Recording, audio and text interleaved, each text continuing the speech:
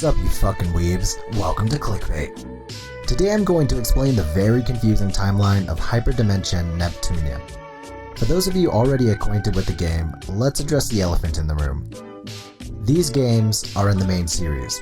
The originals, Hyperdimension Neptunia, Hyperdimension Neptunia Mark II, and Hyperdimension Neptunia Victory.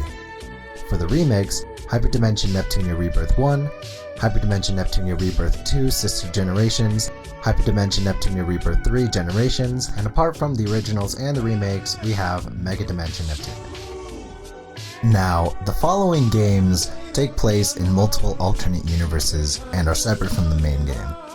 For Goddesses Online Cyber Dimension, Super Dimension Neptune vs Sega Hard Girls, Mega Tag Dimension Blanc and Neptune vs Zombies, Hyper Devotion Noir, Goddess Blackheart, Hyperdimension Neptunia U Action Unleashed, Hyperdimension Neptunia Producing Perfection, and Nep Connect Chaos Champeter.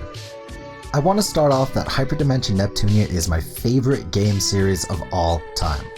But why the fuck are there 7 spin-off games and 4 games in the main series? And on top of that, the first game in the series was retconned. It doesn't even exist in the main canon.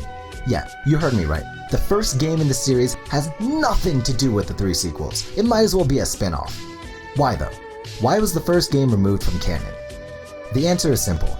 They didn't expect the game to be successful. They pushed themselves into a corner with the true ending of the first game by forcing a conclusion with nowhere to go. And with that out of the way, let's get to the main reason this series is so confusing. Most people recently getting into the series have purchased or illegally downloaded the game off of the PC. This is because less than a year ago, the Neptunia series was released on Steam. The originals were not released, however, only the Rebirth remakes. And the Rebirth naming scheme is the most confusing piece of work I have ever seen in all my years of life. It starts off with Hyperdimension Neptunia Rebirth 1. Okay, simple enough. Then it's Hyperdimension Neptunia Rebirth 2 Sisters Generation. Very methodical so far, yes, very nice. But then we get to the third game, Hyperdimension Neptunia Rebirth 3 5 Generations. 3, 5. Okay, whatever. The latest installment is Mega Dimension Neptunia 7. Wait, what the fuck? Where did 4, 5, and 6 go? Was 6 afraid of 7? What about 4 and 5? Well, the explanation is actually simple. In Rebirth 3, what you probably think is a Roman numeral is not actually a Roman numeral. It's literally a V, short for victory. Therefore, Mega Dimension Neptunia 7 isn't 7, it's actually Victory 2, a sequel to the third game. Why the fuck is V for victory and the Roman numeral for 2 right next to each other? It's right there in Steam. It's right there in the title.